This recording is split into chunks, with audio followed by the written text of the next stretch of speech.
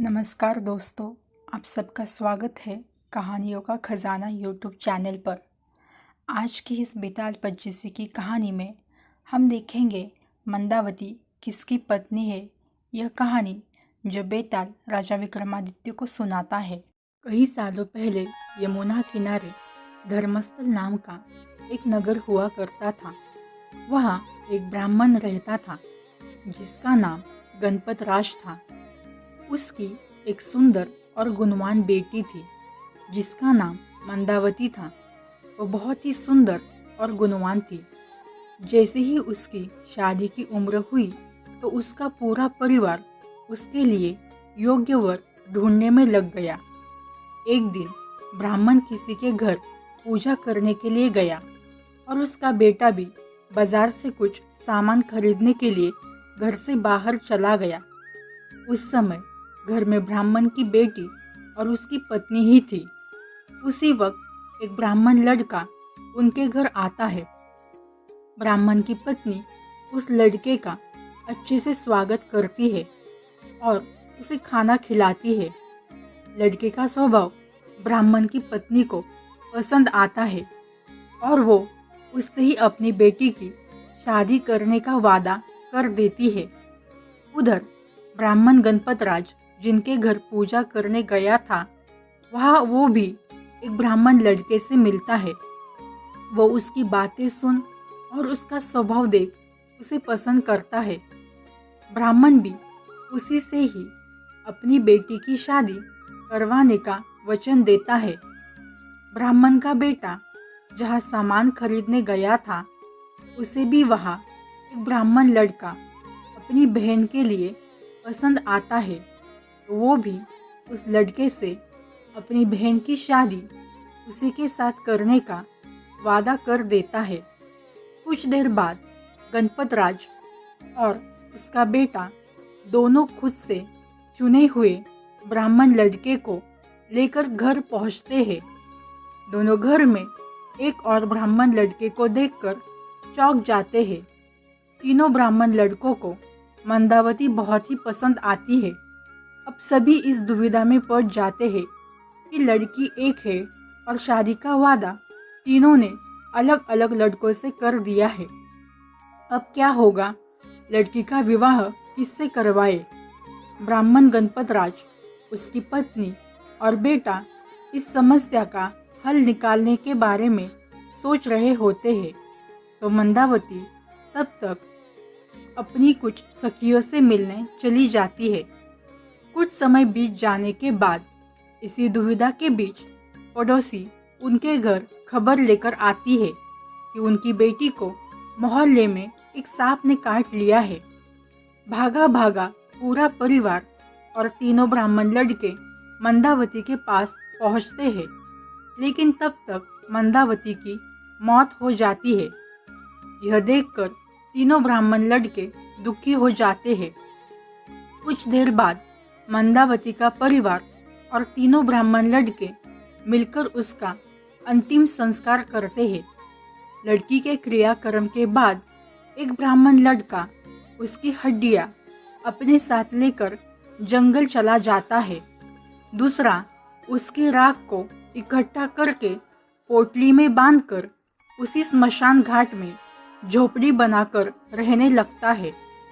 तीसरा स्मशान घाट से निकलकर लड़की के गम में देश देश योगी बनकर घूमने लगता है। ऐसा होते होते कई साल गुजर जाते हैं। एक दिन अचानक योगी बनकर घूम रहा ब्राह्मण किसी तांत्रिक के घर पहुंच गया। ब्राह्मण को घर में देखकर तांत्रिक खुश हुआ और उसने उसका सत्कार किया। तांत्रिक ने योगी ब्राह्मण से कुछ दिन अपने घर में ही रहने के लिए कहा। तांत्रिक की जिद देखकर योगी ब्राह्मण उसके घर में रुकने को तैयार हो गया। एक दिन तांत्रिक अपनी विद्या में बहुत लीन था और उसकी पत्नी सबके लिए खाना बना रही थी। उसी वक्त उनका बेटा रोने लगा और अपनी माँ को परेशान करने लगा। तांत्रिक की पत्नी ने उसे बहुत संभालने की कोशिश की, लेकिन वो नहीं माना। आखिर में तांत्रिक की पत्नी को इतना गुस्सा आया कि उसने अपने बच्चे की पिटाई कर दी। उसके बाद भी जब बच्चा चुप नहीं हुआ तो उसने चूल्हे की आग में बच्चे को डालकर जला दिया। आग में गिरते ही कोमल शरीर वाला वह बच्चा जलकर राख हो गया। यह सब देखकर योगी ब्राह्मण बहुत क्रोधित हुआ और बिना कुछ खाए ही गुस्से में अपनी पोटली लेकर उनके घर से जाने लगा। इतने में तांत्रिक आया और योगी ब्राह्मण से कहा, महाराज, खाना तैयार है, आप इस तरह गुस्से में बिना खाए यहाँ से न जाए। गुस्से में योगी ब्राह्मण ने कहा, मैं इस घर में एक क्षण भी नहीं रुक सकता। जहाँ ऐसी राक्षसी रहती हो वहाँ मैं कैसे कुछ खा सकता हूँ। अब मैं तुम्हारे घर का भोजन तो क्या, एक अन्न का दाना भी ग्रहण नहीं करूँगा। योगी ब्राह्मण के ऐसा कहने पर तांत्रिक बोला, हे योगी राज, आप कुपित न हो। मैं अभी आपके सामने ही बच्चे को पुनः जीवित कर लूँगा।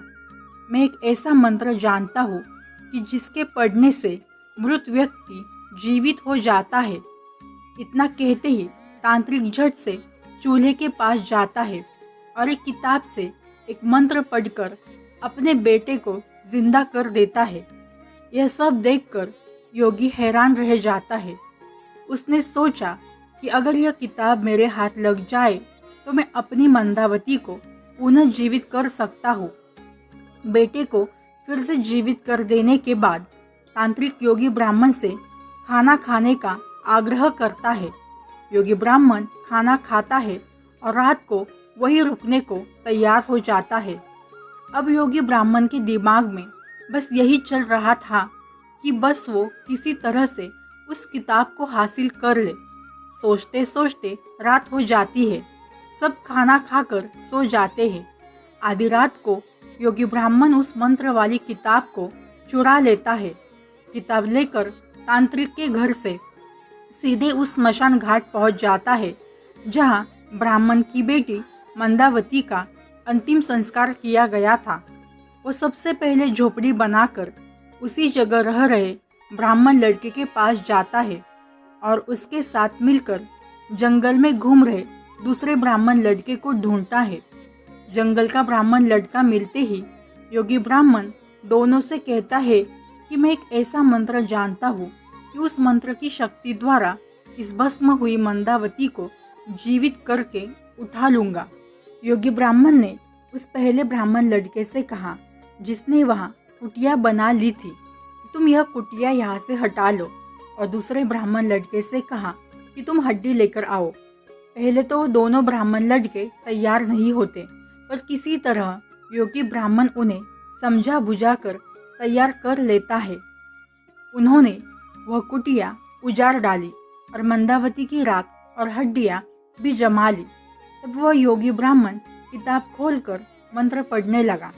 उसने धूल को अभिमंत्रित करके चिता भस्म में डाल दिया और मंदावती उसमें से जीती जागती निकल आई। यह देख तीनों ब्राह्मण लड़के बहुत ही खुश हो जाते हैं। अग्नि में प्रवेश करके निकलते हुए उसके शरीर की कांति पहले से भी अधिक तेज हो गई थी। उसका शरीर अब ऐसे लगने लगा था जैसे वह सोने का बना हुआ हो। इस प्रकार उसको जीवित देखकर वे तीनों ही काम पीड़ित हो गए और उसको पाने के लिए आपस में लड़ने झगड़ने लगे। जिस योगी ने मंत्र से उसे जीवित किया था वह बोला कि मंदावती उसकी पत्नी है, उसने उसे मंत्र तंत्र से प्राप्त किया है। दूसरे ने कहा कि तीर्थों के प्रभाव से ही वो मिली है, तो वो उसकी भार्या है। तीसरा बोला कि उसकी भस्म को रखकर अपनी तपस्या से उसने उसे जीवित किया है, अंत उस पर उसका ही अधिकार है। अपनी कहानी सुनाकर बेताल चुप हो जाता है। कुछ देर बाद वह राजा विक्रमादित्य से पूछता है, राजन बताओ मंदावती किसकी पत्नी हुई? विक्रमादित्य बेताल के दोबारा उड़ने के डर से जवाब नहीं देते। गुस्से में बेताल कहता है, देखो अगर तुम्हें जवाब पता होते हुए भी तुम सही जवाब नहीं दोगे तो तुम्हारा सिर फटकर अनेक टुकड़ों में बट जाएगा, तो जल्दी से जवाब दो। इतना सुनते ही राजा विक्रमादित्य ने कहा, हे बेताल, जिस योगी ब्राह्मण ने कष्ट उठाकर भी मंत्र तंत्र से उसे जीवित किया वह तो उसका पिता हुआ। ऐसा काम करने के कारण उसे पति नहीं होना चाहिए, और जो ब्राह्मण उसकी अस्थियां लेकर जंगल में चला गया था उसे स्वयं को उस लड़की का पुत्र समझना चाहिए। किंतु जो उसकी भस्म की शैया पर आलिंगन करते हुए तपस्या करता रहा और स्मशान में ही बना रहा उसे ही उसका पति कहना चाहिए, क्योंकि गाढ़ी वृत्ति वाले उस ब्राह्मण ने ही पति के समान आचरण किया था। जवाब सुनते ही बेताल ने कहा, राजन, तुमने बिल्कुल सही उत्तर दिया है, लेकिन शर्त के मुताबिक तुम्हें मुंह नहीं खोलना था, इसलिए मैं दोबारा उड़ रहा हूँ। इतना कहकर बेताल दोबारा घने जंगल के किसी पेड़ पर जाकर लटक जाता है। राजा विक्रम उसे पकड़ने के लिए उसके पीछे भागने लगते हैं। राजा विक्रमादित्य ने महात्मा के पास ले जाने के लिए उसे फिर से पाने के लिए कमर कसी, क्योंकि धीर वृत्ति वाले लोग प्राण देकर भी अपने दिए हुए वचन की रक्षा करते हैं। तब राजा फिर से उसी स्थान की ओर लौट पड़ते हैं जहाँ से वह शव को उतार लाए थे। राजा विक्रमादित्य ने बेताल को लाने के लिए पुनः शिशिम्पा वृक्ष के नीचे पहुँच गए। उन्होंने बेताल को वृक्ष से उतारकर अपने कंधे पर डाल दिया और चलना शुरू किया। बेताल ने राजा विक्रमादित्य को फिर से नई कहानी सुनाना शुरू किया। तो दोस्तों, ये थी बेताल पच्चीसी की दूसरी कहानी। ये कहानी आपको कैसी लगी ये हमें कमेंट में लिखकर ज़रूर बताना। अगली वीडियो में हम एक नई कहानी देखेंगे, सबसे बड़ा बलिदान किसका है। तो नई कहानी सुनने के लिए चैनल को सब्सक्राइब ज़रूर करें। धन्यवाद।